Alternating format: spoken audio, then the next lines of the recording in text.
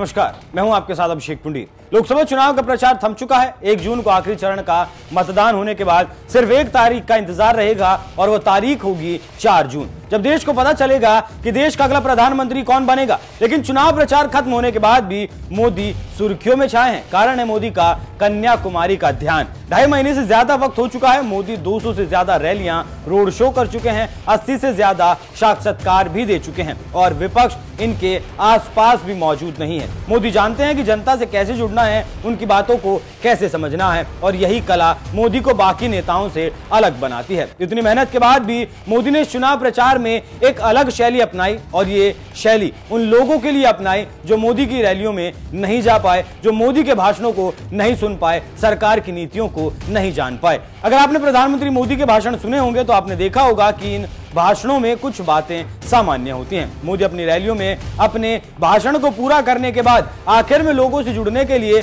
उनसे कहते हैं, क्या आप मेरा एक काम करोगे? जनता के बीच से हाँ की आवाज आती है, लेकिन मोदी को संतोष नहीं होता। फिर से पूछते हैं, मेरा एक काम करोगे? जनता और जोर से कहती है कि हाँ करेंगे। जनता में जोश भरने के बाद मोदी धीरे से कह देते हैं कि जब आप सब लोग अपने घर जाओगे तो अपने घर के, अपने गांव के बुजुर्गों को मेरा प्रणाम कर देना और कहना कि आपके बेटे मोदी ने आपको प्रणाम भेजा है। मेरी तरफ से उनको राम राम कह देना, उनसे मेरे लिए आशीर्वाद मांगना।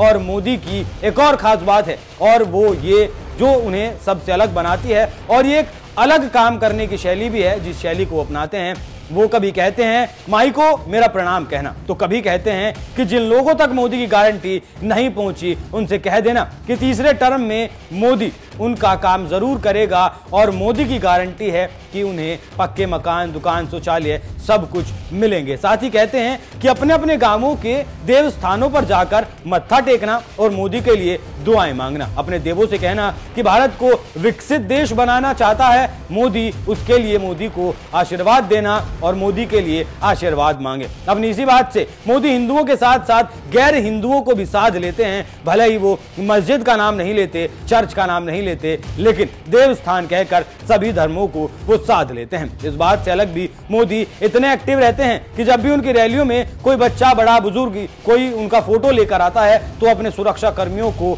उन लोगों के पास भेजते हैं, फोटो इकट्ठा करवाते हैं, उनके पीछे नाम पता लिखवाते हैं और फिर उन्हें जवाब भी भेजते हैं। तो मोदी जानते हैं कि जनता के दिल तक कैसे पहुंचना है। और इतना ही नहीं, जैसे ही चुनाव प्रचार खत्म हुआ मोदी कन्याकुमारी में ध्यान लगाने पहुंच जाते हैं। जहां विपक्ष आराम फरमा रहा है वहीं मोदी प्रचार ना करते हुए भी सुर्खियों में बने हुए हैं और दक्षिण के दुर्ग को साधने में लगे हैं। 7वें चरण से पहले उनके इस कदम ने चुनाव का माहौल एक बार फिर बदल दिया। तो जिस तरीके से मोदी ने इस चुनाव में प्रचार किया, प्रचार के लिए जो शैली अपनाई और इसी आधार पर जैसे 400 पार का नारा दिया और कहा कि ये मेरा आखिरी काम कर देना, लोगों से अलग अलग तरीके से कहा और जुड़े, उस पर आपका क्या कहना है? अपनी राय हमें कमेंट कर जरूर बताएं। नमस्कार।